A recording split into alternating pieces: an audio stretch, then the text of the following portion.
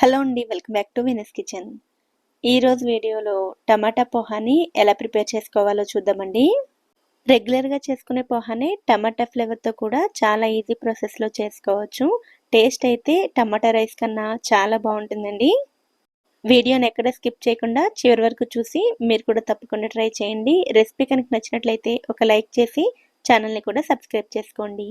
ఈ టమాటా పోహాని ప్రిపేర్ చేయడం కోసం ముందుగా ఒక బౌల్ని తీసుకుని అందులోకి 2 కప్పుల అటుకుల్ని తీసుకోవాలి. ఇవి మిల్లు దగ్గర పట్టించిన అటుకులండి. ఈ పోహా కోసం పల్చటి అటుకుల్ని కాకుండా మందంగా ఉండే ఏ అటుకులైనా సరే తీసుకోవచ్చు. అటుకుల్లోని డస్ట్ పోయేలాగా 1కి 2 సార్లు క్లీన్ చేసుకున్న తర్వాత వీటిని ఒక 5 నిమిషాల పాటు పక్కన పెట్టుకోవాలి. అటుకుల్ని తడిపిన వెంటనే కంటే ఒక 5 నిమిషాల తర్వాత చూసినట్లయితే చక్కగా పొడి పొడిగా వస్తాయి. ఈ అటుకుల్ని పక్కన పెట్టుకుని ఒక మిక్సీ జార్ని తీసుకుని అందులోకి 3 బాగా పండిన టమాటాలను తీసుకోవాలి. 2 కప్పుల అటుకులకి 3 టమాటాలు అయితే సరిపోతాయి. ఇలా టమాటాలని మెత్తగా ప్యూరీలా గ్రైండ్ చేసుకుని పక్కన పెట్టుకోవాలి.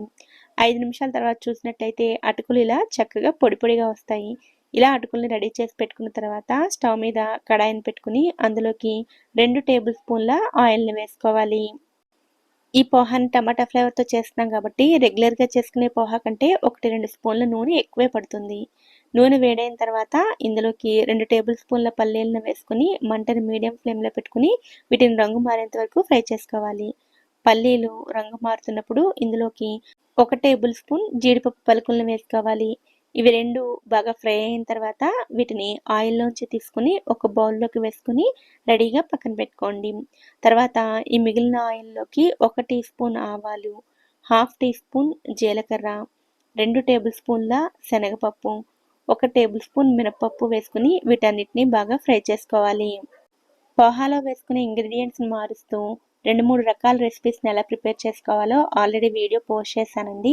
పైన ఐ కార్డ్స్లో ఇస్తాను, చూడని వారు ఒకసారి చెక్ చేయండి. ఇందులోనే కొద్దిగా ఇంగువను వేసుకుని కలుపుకోవాలి. ఇవన్నీ బాగా ఫ్రై అయిన తర్వాత ఇందులోకి ఒక పెద్ద ఉల్లిపాయను చిన్న ముక్కల కింద కట్ చేసుకుని వేసుకోవాలి. 1 టీ స్పూన్ అల్లం తరుగు, 2 పచ్చిమిరపకాయలను ఇలా చిన్న ముక్కల కింద కట్ చేసుకుని వేసుకోండి. ఈ ఉల్లిపాయలను సాఫ్ట్గా అయ్యేంత వరకు ఫ్రై చేసుకోవాలి. వీటితో పాటుగా ఒక రెమ్మ కరివేపాకును కూడా వేసుకుని కలుపుకోండి. ఉల్లిపాయలు సాఫ్ట్గా అయిన తర్వాత ఇందులోకి మనం ముందుగా గ్రైండ్ చేసి పెట్టుకున్న టమాటా ప్యూరీని వేసుకోవాలి. బాగా పండిన మంచి రంగులో ఉన్న టమాటాలను తీసుకున్నట్లయితే పోహా కూడా మంచి రంగులోకి వస్తుంది. ఇప్పుడు ఈ టమాటా పేస్ట్ని బాగా ఫ్రై చేసుకోవాలి. ఇందులోకి 1/2 టీ స్పూన్ పసుపు, రుచికి సరిపడా ఉప్పు, 1 టేబుల్ స్పూన్ కారాన్ని వేసుకుని కలుపుకోవాలి. ఇప్పుడు ఈ టమాటా పేస్ట్ అంతా బాగా ఫ్రై అయ్యి ఆయిల్ సెపరేట్ అయ్యేంత వరకు ఫ్రై చేసుకోవాలి. టమాటా పేస్ట్ ఫ్రై అయ్యి ఆయిల్ ఇలా సెపరేట్ అవుతున్నప్పుడు ఒక్కసారి కలుపుకొని ఇందులోకి ముందుగా మనం కడిగి పెట్టుకున్న అటుకులను వేసుకోవాలి. అటుకులు వేసుకున్న తర్వాత అంతా బాగా కలిసేటట్లుగా కలుపుకోవాలి.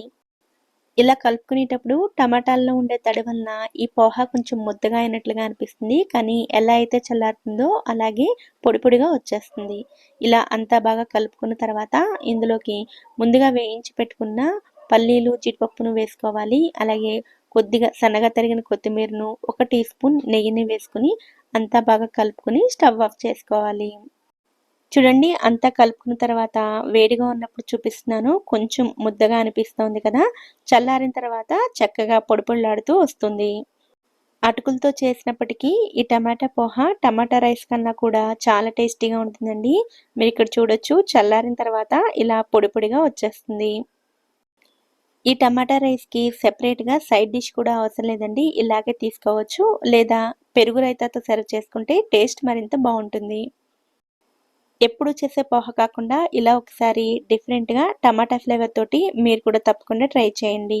ఈ వీడియో కనుక మీకు నచ్చినట్లయితే వీడియోని లైక్ చేసి ఛానల్ని కూడా సబ్స్క్రైబ్ చేసుకోండి. నోటిఫికేషన్స్ మిస్ అవ్వకుండా ఉండడం కోసం పక్కనే ఉండే బెల్ ఐకాన్ని కూడా యాక్టివేట్ చేసుకోండి. Thank you so much for watching.